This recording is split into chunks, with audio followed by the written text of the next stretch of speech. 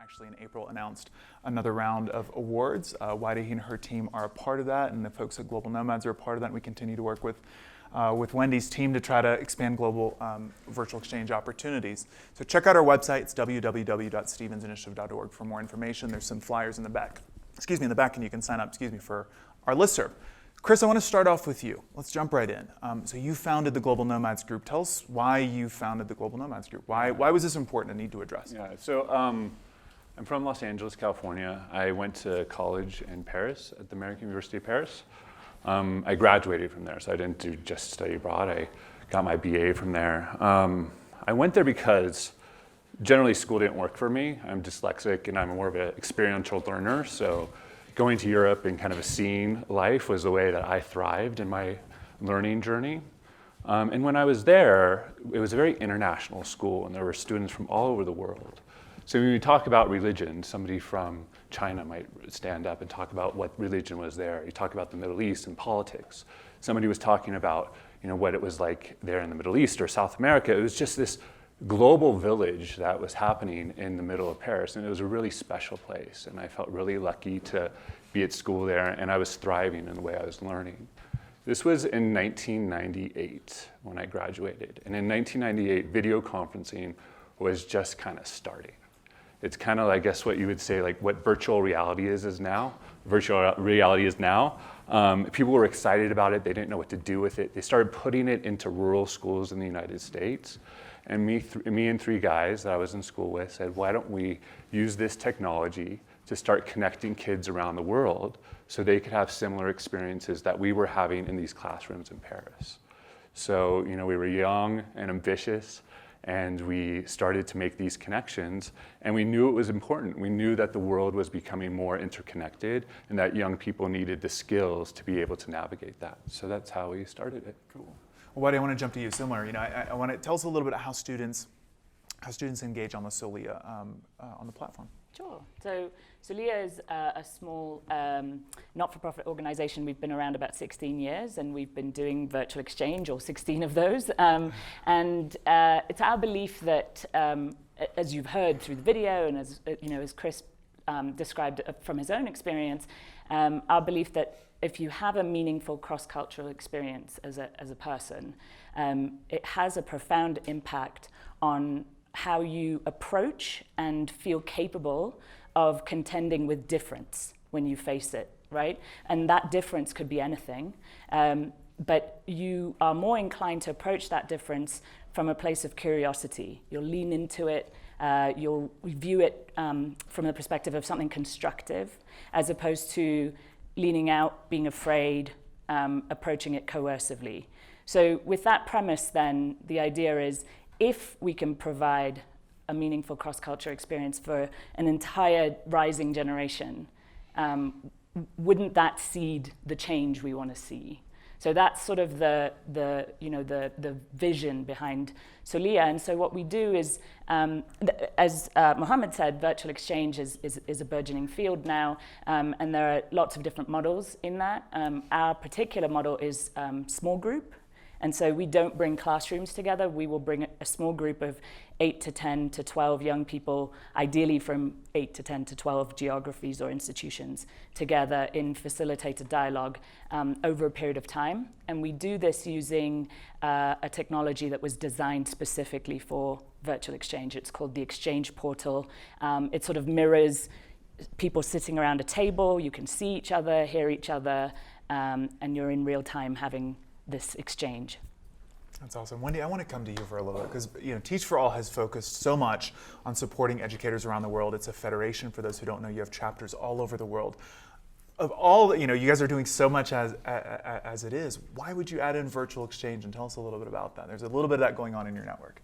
Well, let me quickly step back on, because I think understanding our frame will help you understand like why we're trying to do more and more of this, and as you say, we're really at the earliest stages. But so Teach for All, as you mentioned, is a network actually of independent, locally led organizations in 50 countries and growing that are all doing what Teach for America does here in the US, working to call upon their country's most promising future leaders to commit 2 years to teach in the most disadvantaged communities, and then cultivating their ongoing leadership as a force for change in terms of the systems around kids. And we actually stepped back about 3 years ago as a network in a very kind of ground up inclusive process, and asked ourselves the question, like, what's our 25-year vision? What are we all working on together over the next 25 years? And it was a really interesting process, and I think I shared this yesterday if you were at this previous panel, but one of the things we did as part of it was consult a bunch of people who could tell us where the world was going to be in 25 years.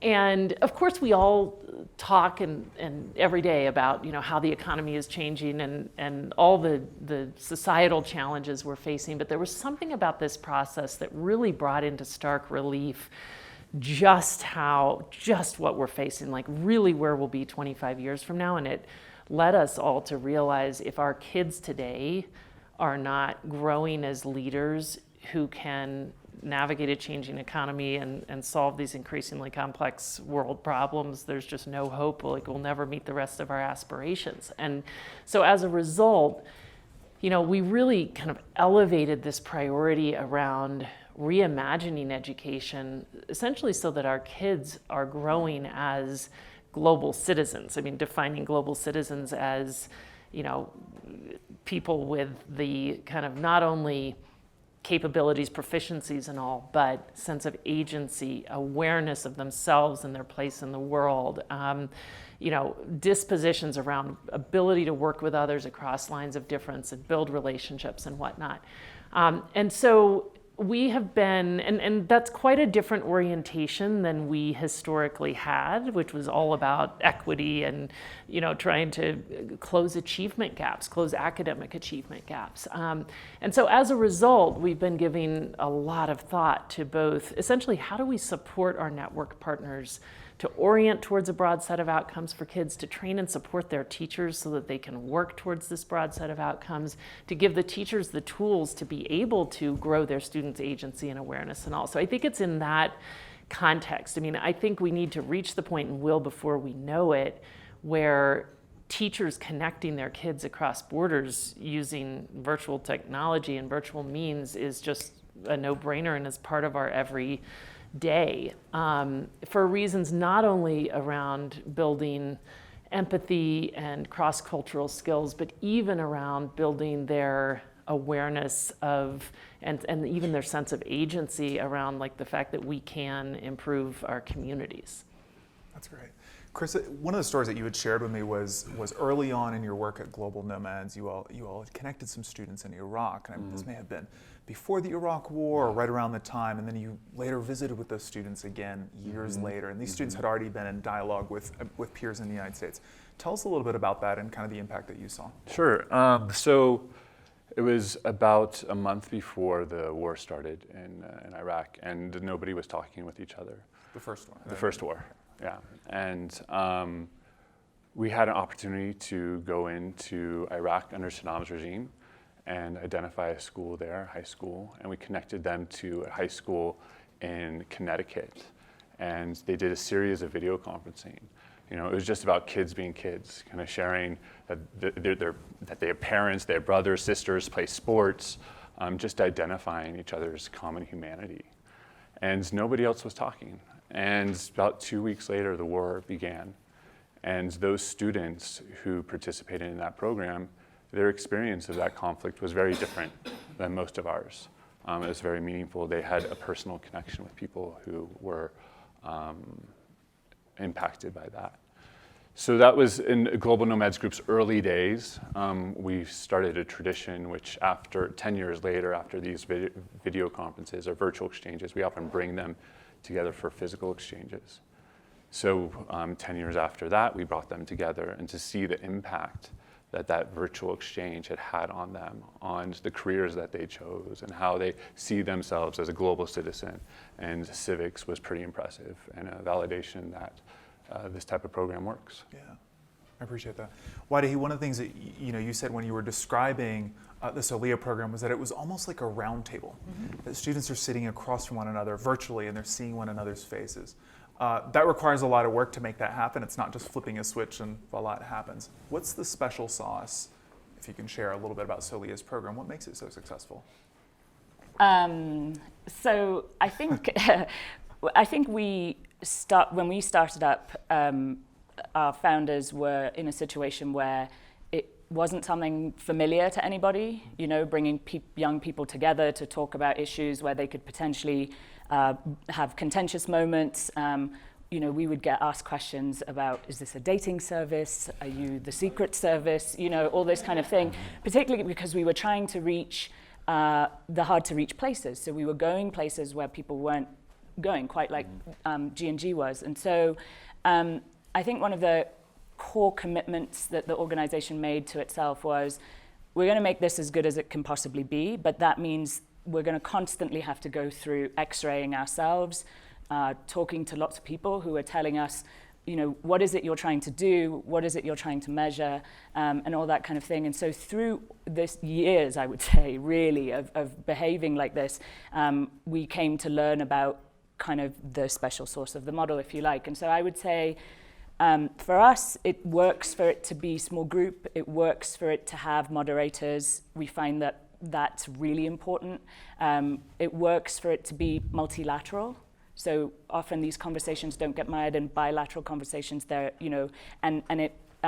someone used the phrase common humanity. I think that's a lot of what happens in our groups, because they discover their commonalities, but only through talking about their differences, which is the most important part of it. And so our pedagogy is really geared towards, we're not trying to find just the spaces where we can hold hands. We're actually trying to wade into all the muddy puddles and come out the other side, so that at the end of the day, we haven't created relationships or been able to work together or been able to communicate because we don't think of ourselves as different, but rather that we very much engaged with those differences and came out understanding that we are different and we can have collaboration, engagement, relationships, etc.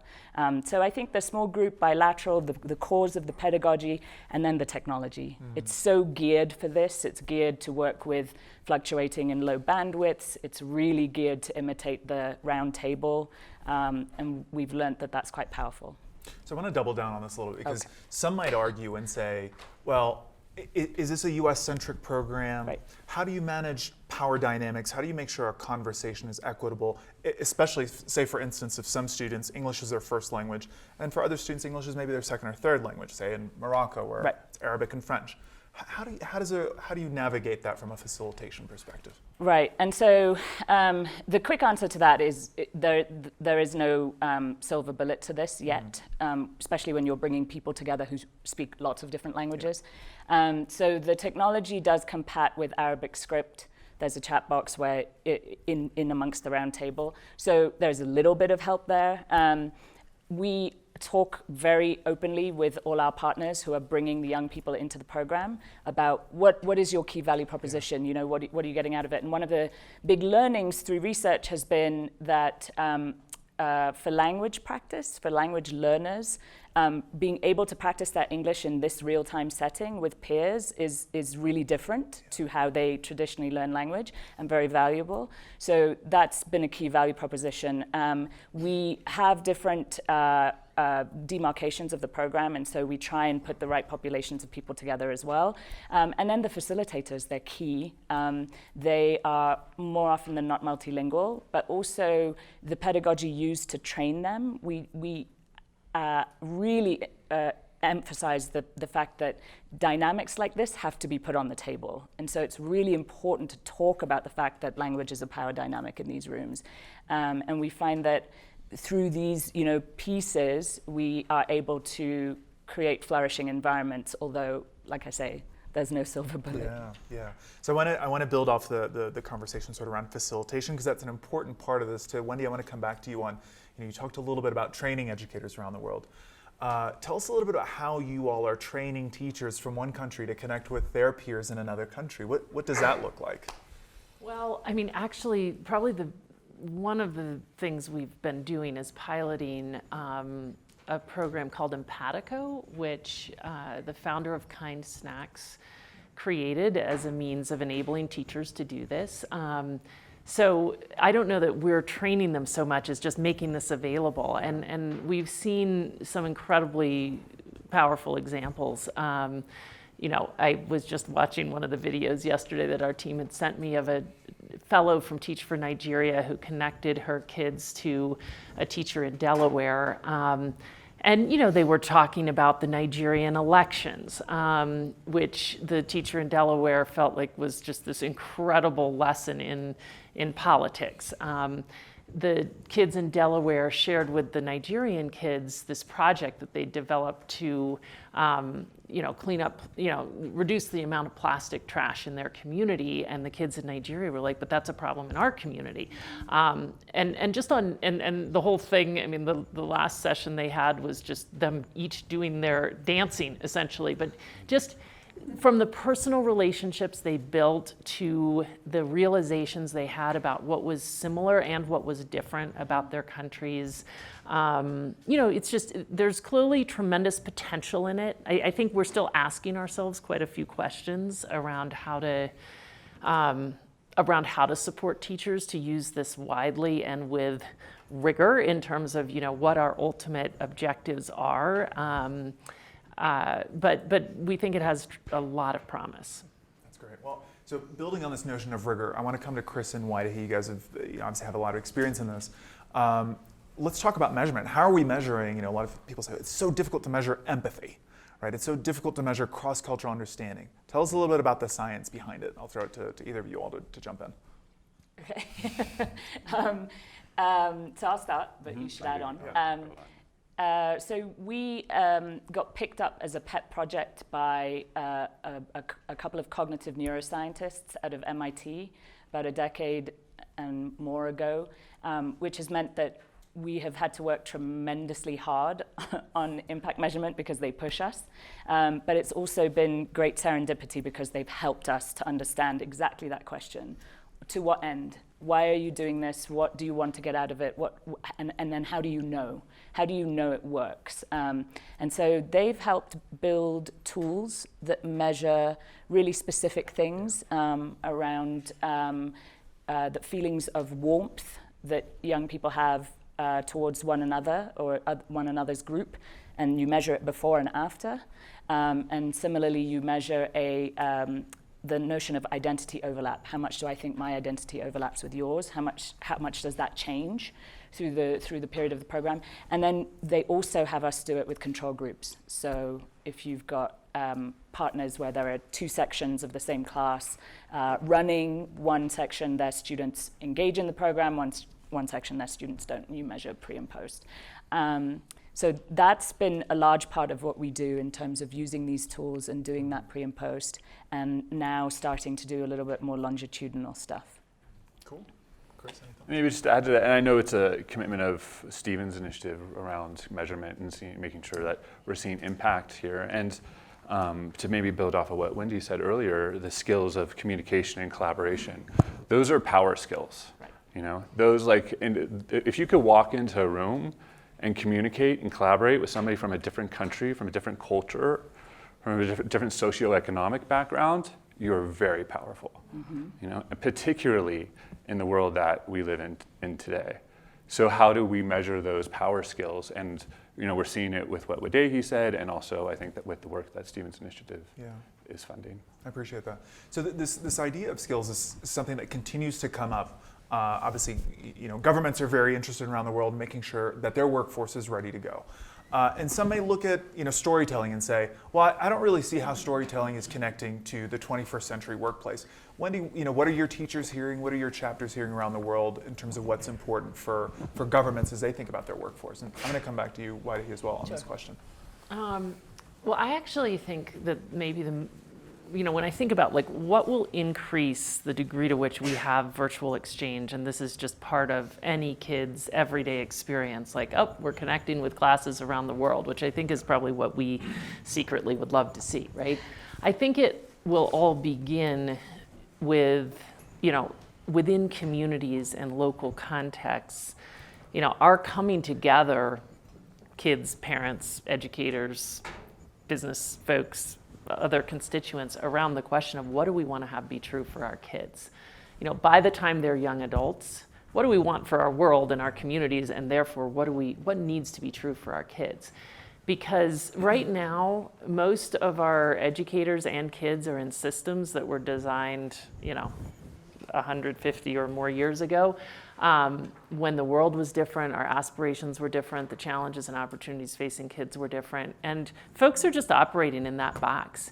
So the thought that we're going to suddenly see widespread uptake of, like, let's figure out how to connect our kids, I don't see it. I don't see it short of our really stepping back in communities. And my driving force for saying we should do this isn't like I want to see more virtual exchange. It's that there's no hope for any of the objectives that we're all here at the Aspen Ideas Festival to discuss if we don't start working towards a broader set of outcomes for kids. And I don't see how we do that without folks in local communities saying, you know what, we've got to do that in this area. And I think once you've done that, it's such a unifying question too, like what do we want to have be true for our kids? Like that's the question that can bring us all out of our silos, out of our polarized debates. And it really ultimately, and we've seen this work in all over the world in countries, such diverse places, from Haiti to Armenia to the next place. People develop very contextualized definitions of what they want to have be true for their kids. But fundamentally, they all say something very similar, which is we want kids to be able to shape a better future for themselves and for the rest of us, And once you do that, you start working backwards and saying, okay, so what outcomes do we need to work towards? And then you realize what we're doing is not going to get us to these outcomes. And I think one of the means we will discover that will be one of the most expedient ways to get at a lot of these objectives, not only empathy and cross-cultural ability, but including that, but also our awareness of our place in the world and what's happening in the world and our sense of agency, like connecting kids who are making things happen in their communities to each other is a hugely powerful way of inspiring other young people that they can lead now.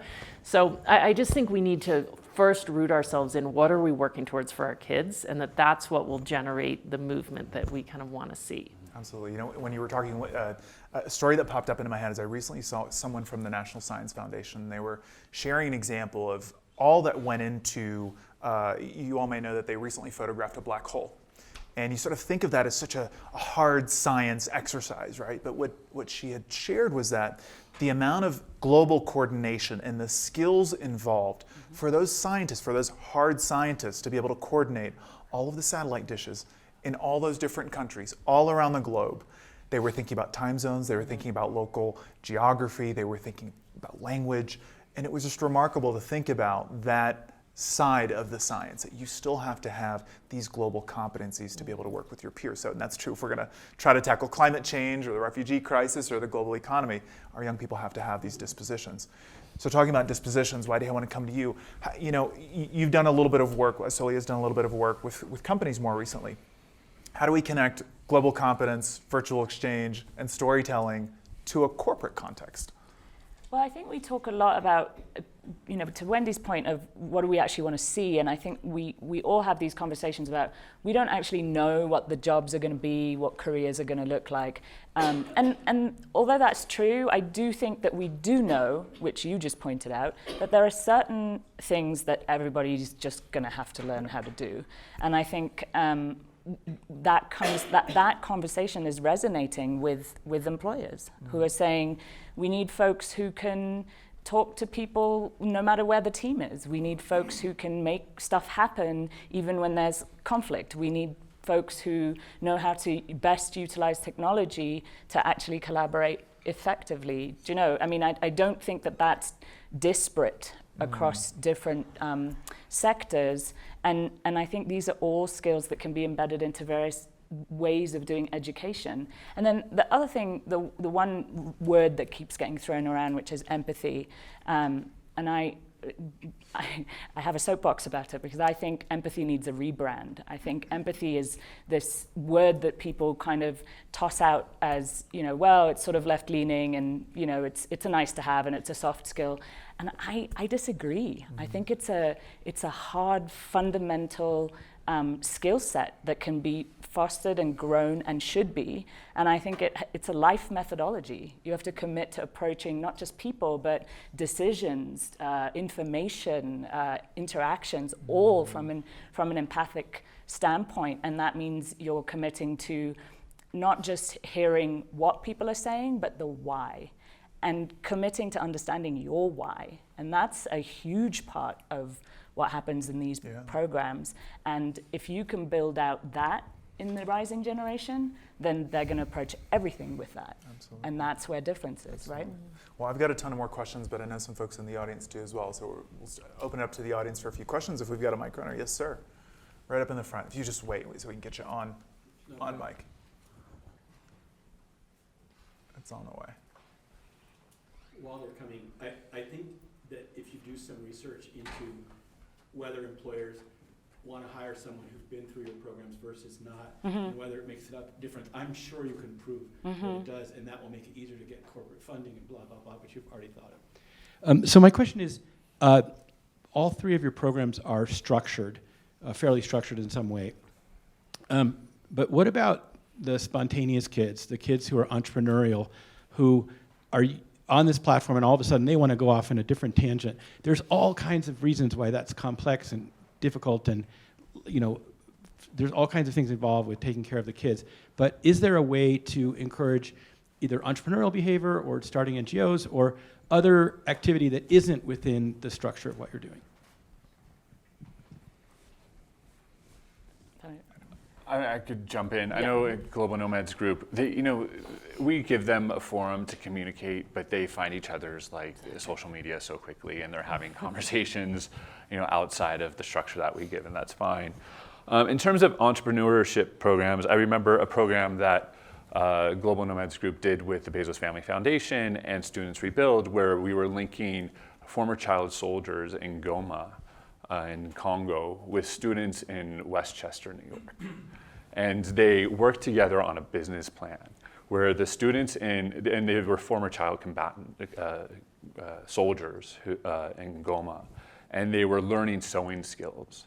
And so they learned how to make oven mitts, aprons, and they worked with the students in Westchester, and they shipped the products to Westchester, and those products were sold in the community. That money then went back to Goma, and it built a library. So there are these kind of projects that happen where entrepreneurs are given an opportunity to flex their muscles. And I mean entrepreneurial kids. And Yeah. Right, absolutely. Like they've got a C Corp incorporated. I mean, Yeah. entrepreneurs writ large. Yeah.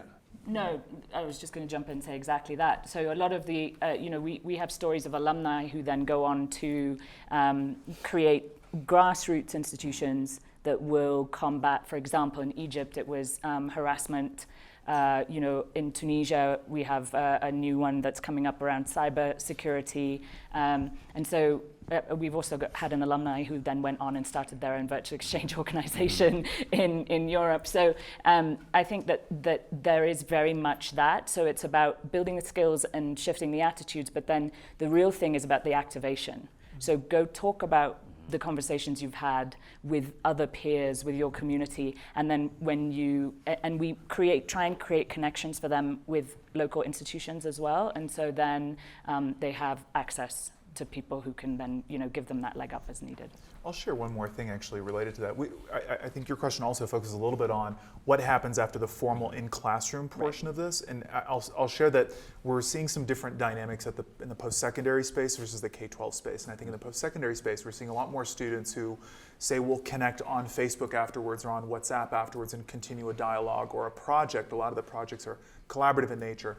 I think educators are a little more okay with that on the post-secondary space versus in the K-12 space where you really do want an adult in the room with minors. So it's something that is continuing to evolve, but we're certainly keeping an eye on it and putting out best practices for educators to manage this. Did I see a hand over here? Yes, sir.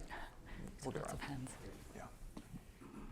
I'd like to hear you reflect on the connection between knowledge and empathy. Because I think in speaking of sort of old school education, there's sort of a big emphasis on knowledge, and in this context, cultural knowledge.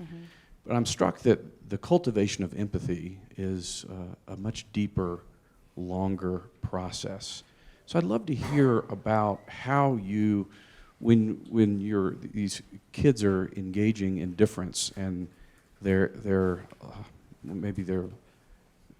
feel threat or they feel hurt or compassion, how does that processing happen? And then the second question is, what do you hope empathetic kids will do that's different from kids that are just knowledgeable? Mm-hmm. That's a great question. Really good question. So I think for me, empathy is an activation of the knowledge. So, and I think it's difficult to be empathetic if you don't have the information. So I think the knowledge is key for sure, but then it's about going from the what to the why, as I said before. And I think that is that's a shift, you know what I mean? Because then you've become activated. Now you're taking the knowledge and you're using it to create a different level of understanding for yourself and then to have that reflected elsewhere. What's the difference? So my one key example is the current Prime Minister of New Zealand, Jacinda Ardern. I think she is a prime example of what I'm talking about. And when I say empathy isn't just a waffly, go hug a tree thing, she projects empathy through strength of decision making, and she brings it to how she engages with her constituents, those who are not there, how she approaches policy, and I think that's the distinction. So I'm so sorry, she warned me not to do that. I can know a lot about it, but if I haven't committed to approaching with empathy, I'm still going to make decisions that don't bring that dimension to whatever I decide to do. Does that make sense? Questions over here? Yes, ma'am.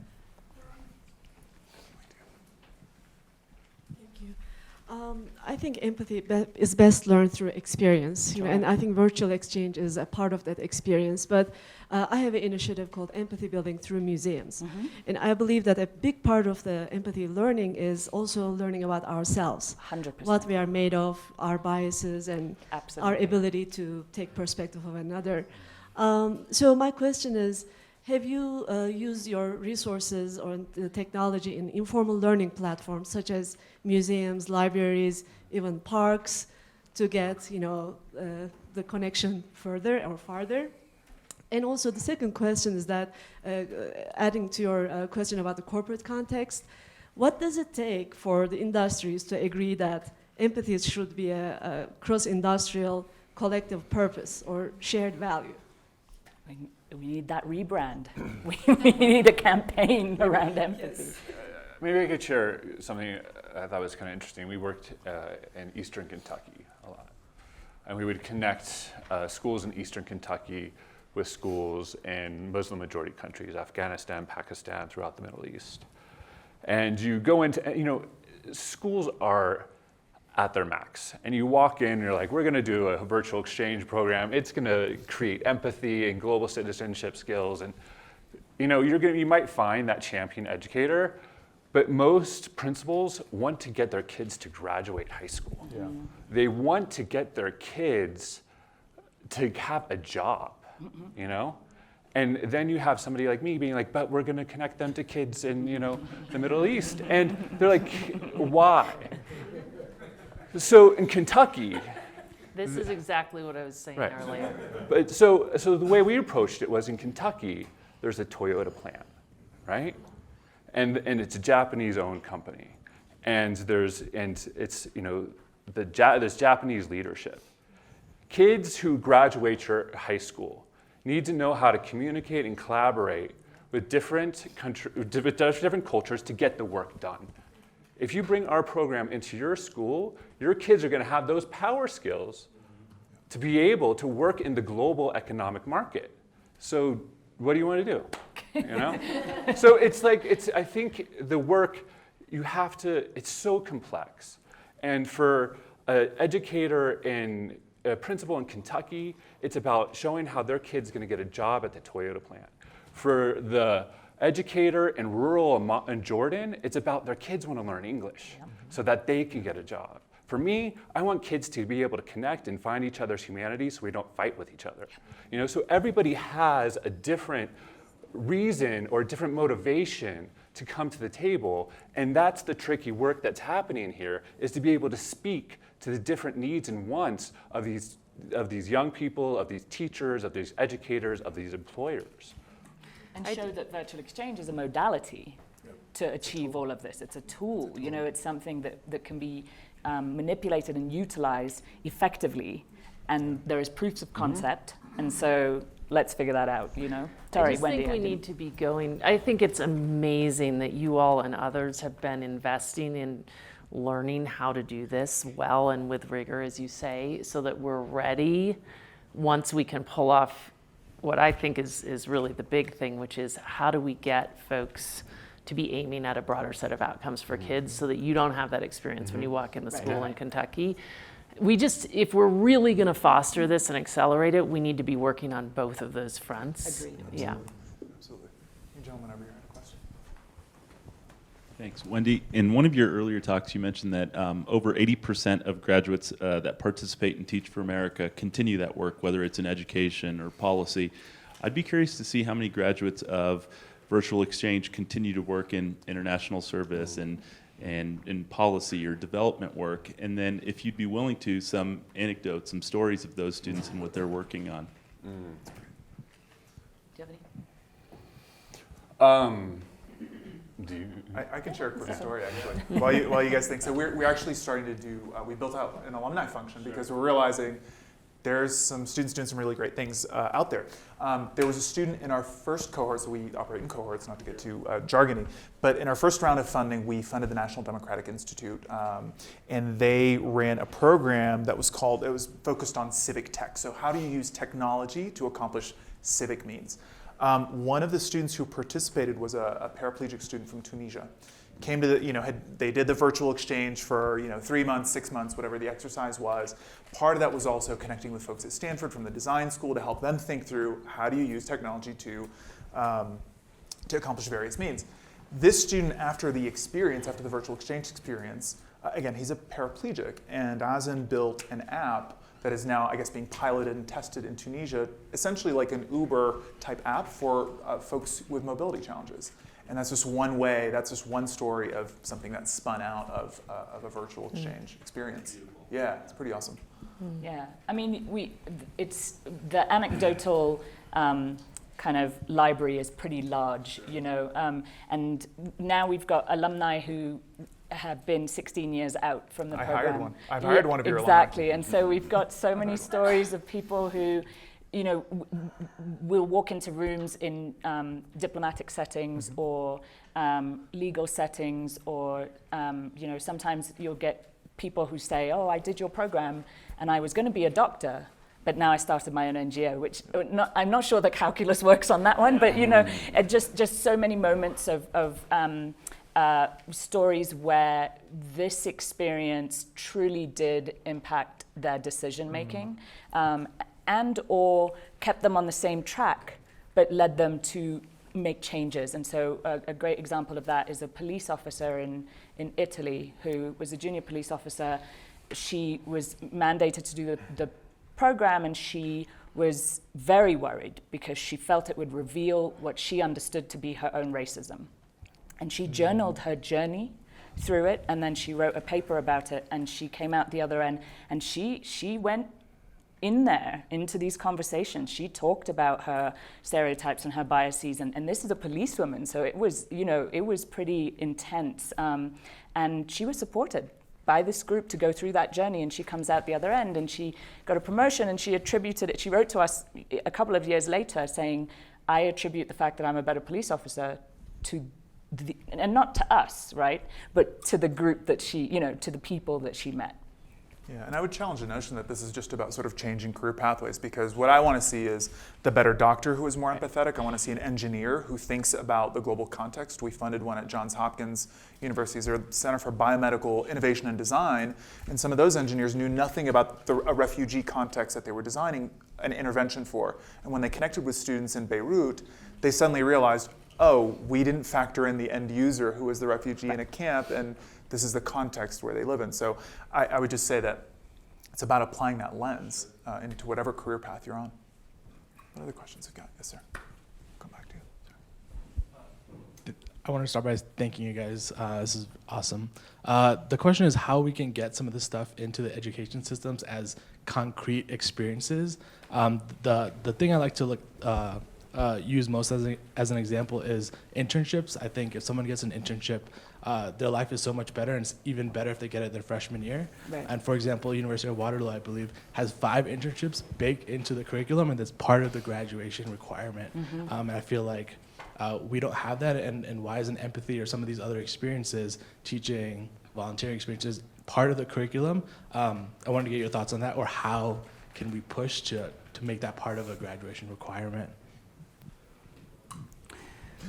One thing I will say is that the OECD has been working for years on this 2030 learning framework, you know, essentially considering, given the uncertainty of the world, given the challenges and opportunities we now face, given our global aspirations as represented by the SDGs and whatnot, what are the outcomes we need to be working towards for kids? And most governments, I think with the exception of our own, and maybe the UK's, have embraced this much broader set of outcomes. The next PISA, or maybe not next, but I mean, they're developing a new PISA that's oriented towards this broad set of outcomes for kids. I mean, hopefully this all helps, although, you know, the story I heard from them was that they announced it at Harvard, actually. It's just, we didn't have any US officials there. The front row was the Russians, everyone else was there. But I think we need to figure out how to get this conversation going in our own country.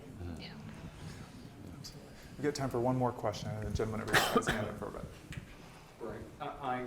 I'll start asking the question. It seems to me that one of the things that was a takeaway for me is not only having a conversation, being face-to-face, particularly in a world that's filled with technology, that we just don't do that enough. But it seems to me also that that there's some magic behind the moderation or facilitation that happens. And it seems to me it's not just children that can use some growth and empathy, but it can happen in the workplace and politics and things like that. If we find ourselves in a moderation or facilitation opportunity, what are the lessons learned if we're in that position to be able to maybe introduce some empathy or ask the questions of the people that are participating to help them learn? Great question. That's a great question.